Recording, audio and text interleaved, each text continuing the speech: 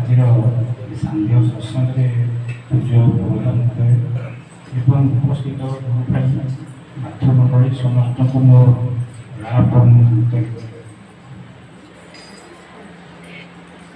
ପ୍ରତ୍ୟେକ ମଣିଷ ଯେତେବେଳେ ଆମେ ଜନ୍ମ ନେଇଛେ ଆମର 5ଟି ଜୀବନ ସମସ୍ତେ ଅତିବାହିତ କରୁଛେ। ପ୍ରଥମେ ହେଉଛି ବ୍ୟକ୍ତି ଜୀବନ, ତାପରେ ଦାମ୍ପତ୍ୟ ଜୀବନ, ତାପରେ ପାରିବାରିକ ଜୀବନ, ସାମାଜିକ ଜୀବନ ଏବଂ ରାଷ୍ଟ୍ରୀୟ ଜୀବନ। ଠାକୁର ଆସିଲା ପରେ କ'ଣ ହେଇଛି ନା ପ୍ରତ୍ୟେକ ବ୍ୟକ୍ତି ଜୀବନ ସଜଡ଼ା ହେବା ଦରକାର। ଏ ବ୍ୟକ୍ତି ଜୀବନର ଅସଜଡ଼ା ଯୋଗୁଁ ସମାଜରେ ବିଶୃଙ୍ଖଳିତ ଦେଖାଯାଉଛି।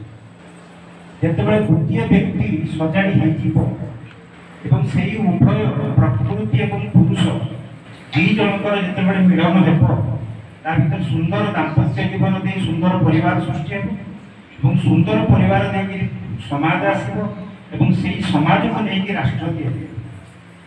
ବର୍ତ୍ତମାନ ସବୁ ବିଶୃଙ୍ଖଳିତ ଅବସ୍ଥାରେ ପଡ଼ିଯାଇଛି। ସେ ଯାହା ବି ହଉ, ଆମେ ଯେଉଁ ଯେଉଁ ସମୟରେ ଯେମିତି ଅବସ୍ଥାରେ ଦୀକ୍ଷା ଗ୍ରହଣ କରିଛେ, ସେ ଦୀକ୍ଷାଟିକୁ ଯେମିତି ଆମେ ଜୀବନର ଶେଷ ସମୟ ପର୍ଯ୍ୟନ୍ତ ଯେପର୍ଯ୍ୟନ୍ତ ଆତ୍ମା ଶରୀରରେ ଅଛି ସେ ପର୍ଯ୍ୟନ୍ତ ଆମେ ତାକୁ ସୁଚାରୁ ରୂପେ ପରିଚାଳିତ କରିବା। ସେଥିପାଇଁ ଇଷ୍ଟବୃତ୍ତି ଦରକାର ଏବଂ ଇଷ୍ଟବୃତ୍ତିଟା ହେଉଛି କ'ଣ? ଠାକୁରଙ୍କ ବିଷୟରେ କିଛି ଜାଣିବା ହେଲା ଯଜନ, ଠାକୁରଙ୍କ ବିଷୟରେ କିଛି କହିବା ହେଲା ଯାଜନ ଏବଂ ଇଷ୍ଟଙ୍କର ଭରଣ ପୋଷଣ ହେଲା ଇଷ୍ଟବୃତ୍ତି। ତେଣୁ ଇଷ୍ଟବୃତ୍ତିଟା କେତେବେଳେ ହେବା ଦରକାର ନା ଆମେ ପ୍ରତି 12 ମାସର ସକାଳ ଏବଂ ସନ୍ଧ୍ୟାର ପ୍ରାର୍ଥନା ଟାଇମ୍ ଜାଣିଛେ। ପ୍ରାର୍ଥନା ସମୟର ପୂର୍ବରୁ ଅଧଘଣ୍ଟା ପୂର୍ବରୁ ଉଠି ମୁହଁ ଫୁହଁ ଧୋଇକି ଇଷ୍ଟବୃତ୍ତି କରିବା ଦରକାର। ଏବଂ ଇଷ୍ଟାର୍ଥ ଏମିତିଆ ଜିନିଷ ମା' ମାନେ ଭାଇମାନେ ସମସ୍ତେ ବସିଛନ୍ତି, ସମସ୍ତେ ଜୀବନରେ କିଛି କିଛି ଅନୁଭବ କରିଥିବେ ନିଶ୍ଚୟ। ଯଦି ଇଷ୍ଟବୃତ୍ତି ଠିକ୍ କରାଯାଏ, ବାଥରୁମ୍ରେ ବି ଲୋକ ପଡ଼ିକି ମରିଯାଉଛି, କିନ୍ତୁ ବାଥରୁମ୍ରେ ତମେ ପଡ଼ିଲେ ତୁମ ଗୋଡ଼ ହାତ ଭାଙ୍ଗିବନି ଯଦି ଠିକ୍ ଇଷ୍ଟବୃତ୍ତି କରିବ। ଏ ପରୀକ୍ଷା ବହୁତ ଜାଗାରେ ଏଇଟା ପରୀକ୍ଷା କରାଯାଇଛି, ଲୋକ ପୋଡ଼ି ଯାଇଛନ୍ତି କିନ୍ତୁ କିଛି ହେଇନି। ସେଇଟା ହେଉଛି ନିଜର ନିଷ୍ଠା, ନିଜର ଆନୁଗତ୍ୟ ଏବଂ ଠାକୁରଙ୍କୁ ଭଲ ପାଇବା, ଗୁରୁ ଗ୍ରହଣ କରିବା। ଗୁରୁଙ୍କୁ ନିଷ୍ଠାର ସହିତ ଗ୍ରହଣ କଲେ, ଗୁରୁଙ୍କର ବିଧାନକୁ ମାପିକି ଚାଲିଲେ ଜୀବନ ସରସ ସୁନ୍ଦର ମଧୁର ମଣ୍ଡଳ ହେବ। ଆଜିକା ଦୁନିଆରେ ଆପଣ ଦେଖିବେ ବିଭିନ୍ନ ପ୍ରକାର ସମାଜରେ ଦେଖୁଛନ୍ତି, ପେପର ମାଧ୍ୟମରେ ବି ଜାଣୁଛନ୍ତି, ସୋସିଆଲ ମିଡ଼ିଆରେ ଜାଣୁଛନ୍ତି। এই পরদিন গোটে কেসটা আমি দেখুଥିଲି সোশিয়াল মিডিয়ারে, গোটে স্বামী তার চাকরি চালি যাইছি, সে চালি আসছি, তা স্ত্রীর তটি চিপি মারি দিয়েছি, তারপরে ফ্যান্রে হাঁ যাইকি মরিଯାଇଛି। ইয়ে কোণ সমাজ, ইয়ে কোণ জীবন, ইয়ে কোণ প্রভু আমাকে এমতি করছেন করা, যে আমাকে দুনিয়াকে পঠাইছেন, যেতে দুঃখ কষ্ট পড়লে বি আমি শেষে সিଏ আমাকে যেতবে নেবে ଆମ ନିଜ ହାତରେ ଆମେ ମରିବାର ଅଧିକାର ପାଇଲେ ତ। ଆପଣ ବୋଲୁଛନ୍ତି ମଲାତ୍ମା ସର୍ବଭୂତାତ୍ମା ତସ୍ମୈ ଶ୍ରୀ ଗୁରବେ ନମଃ। ମୋର ଯେମିତି ଆତ୍ମା ସର୍ବଭୂତରେ ଆତ୍ମା ସେଇଭଳି। ତେଣୁ ଆମେ ସର୍ବଭୂତରେ ସେମିତି ଆତ୍ମାକୁ ଚିହ୍ନୁଛେ ତ, ଆମେ ପ୍ରତ୍ୟେକ ଲୋକ ସେଇଭଳି ଭାବରେ ସର୍ବଭୂତରେ ପୂଜା କରୁଛେ ତ। ଏବଂ ଠାକୁରଙ୍କ ବିଧାନ ମାଫିକି ଚାଲିବା, ଯେତେବେଳେ ଆମେ ନମ୍ର ହେବା, ଭଦ୍ର ହେବା, ସେତେବେଳେ ଯାଇକି ଜଣେ ଲୋକ ଚାଲିଗଲା ପରେ ଜାଣିବେ ଯେ ନା ଇଏ ଠାକୁରଙ୍କର ଗୋଟେ, ଠାକୁରଙ୍କୁ ପ୍ରଚାର କରିବା ଦରକାର ନାହିଁ। ପ୍ରତ୍ୟେକ ମଣିଷ ତାର ନିଜର ଚାଲିଚଳନ ଦ୍ୱାରା ଠାକୁର ଅଟୋମେଟିକାଲି ପ୍ରଚାରିତ ହେଇଯିବ, ପ୍ରଚାର ଆରାମରେ ହେଇଯିବ। କିନ୍ତୁ ଆମକୁ ସେଇ ଷ୍ଟେଜକୁ ଆସିବାକୁ ପଡ଼ିବ ଏବଂ ସେଇ ଷ୍ଟେଜକୁ ଆସିବା ପାଇଁ ଆମମାନଙ୍କୁ ଦରକାର ହେଉଛି ସତ୍ସଙ୍ଗ। ଯୋଉଟା ଠାକୁର କହିଲେ ସଦ୍ଗୁରୁର ଶରଣାପନ୍ନ, ସତ୍ନାମର ମନନ ଆଉ ସତ୍ସଙ୍ଗର ଆଶ୍ରୟ ଗ୍ରହଣ କର। ମୁଁ ନିଶ୍ଚୟ କରି କହୁଛି ତୁମ ଉନ୍ନୟନ ପାଇଁ ତୁମକୁ ଭାବିବାକୁ ପଡ଼ିବ ନାହିଁ। ତିନୋଟି ଜିନିଷ କରିବାକୁ ପଡ଼ିବ। ଗୋଟେ ହେଉଛି ପ୍ରଥମେ ଗୁରୁ ଗ୍ରହଣ, ଦ୍ୱିତୀୟରେ ହେଉଛି ଗୁରୁଙ୍କର ପ୍ରଦତ୍ତ ସତନାମ ମନନ ଏବଂ ତୃତୀୟରେ ହେଉଛି ସତ୍ସଙ୍ଗ। ସତ୍ସଙ୍ଗ ହେଉଛି କ'ଣ ନା ପ୍ରତ୍ୟେକ ମଣିଷ ପ୍ରତ୍ୟେକ ସତ୍ସଙ୍ଗ ଆଟେଣ୍ଡ କଲା ପରେ ବିଭିନ୍ନ ସତ୍ସଙ୍ଗରେ ବିଭିନ୍ନ ଆଲୋଚନା ମାଧ୍ୟମରେ ନିଜକୁ ରେକ୍ଟିଫିକେସନ କରିବ, ନିଜକୁ ସୁଧାରି ନେବ। ଯେତେବେଳେ ପ୍ରତ୍ୟେକ ଆତ୍ମା ନିଜେ ନିଜେ ସୁଧାରି ଯିବେ, ସେତେବେଳେ ସମାଜ ସୁଧୁରିଯିବ।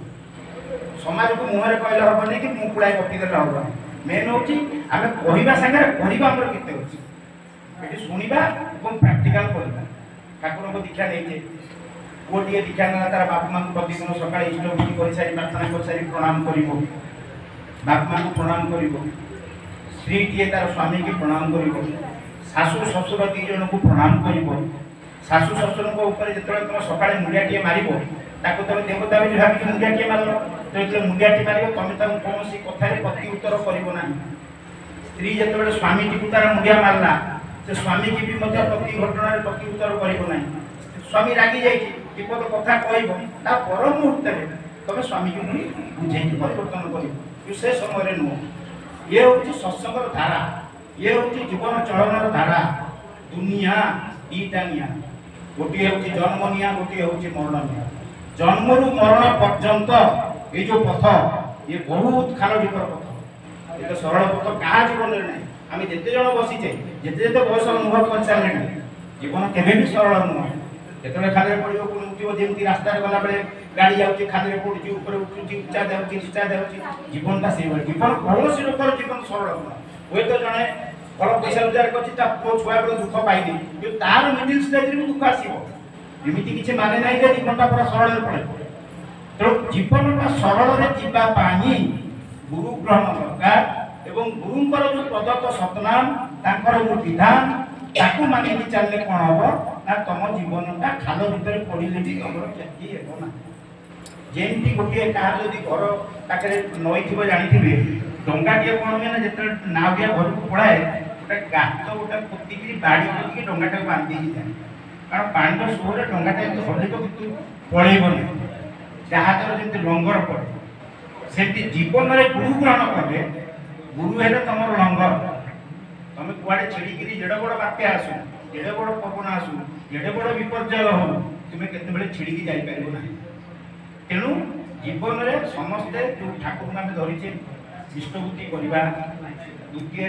पितामाता गुरुजन को प्रणाम करवा एवं प्रार्थना करवा एमती कर ठाकुर विधान माफी चलवा सत्यानुपण लिखाई अधर्य हो ना विरक्ति आसब ना धैर्य धर जो जीवन में मनुष्य धैर्य धरब तार मन भर विरक्ति आसला ताहले से समाधान में पहुँची पार आम टिके इरिटेट हो विरक्ति हो अधैर्य हो तार नुह सत्यानुपण सब जिन लिखाई कष्ट पाई राजी था तो कष्ट आसब ठाकुर आगु कही तुम कष्ट पाई राजी हवा पड़ो तुमको मुझे राजी हेबी कम इच्छा कौन हम जनक इच्छा आम समझते चलचे ना तेणु प्राक्टिकाली आम सत्संग हूँ प्रत्येक मनुष्यर प्राक्टिकाल हाँपाई कहुच्छी जिते तुम प्राक्टिकाल हो आचरण सिद्ध हो तुम जीवन चलाटा एत कष्ट हम पिला माने आजिकल बापा माने केते कष्ट करी पिला को पाठ पढ़ी इंजीनियरिंग करछथि डाक्टर करछथि पिला माने जेतले बड़ होई जाउछथि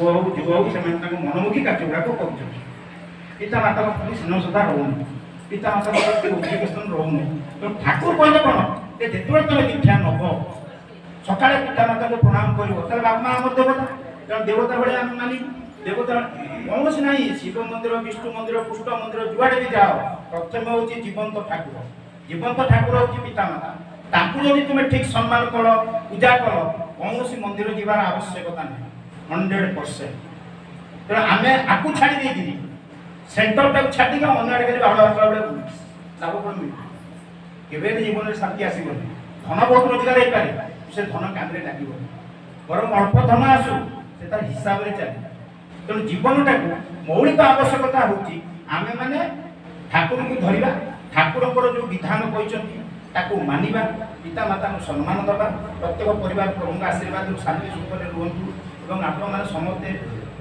भगवान का आशीर्वाद ठाकुर आशीर्वाद जीवन समस्ते सुंदर भाव अतिबाहित करूँ और ठाकुर विधान माफिक चाहूँ ये मोर वक्तव्य।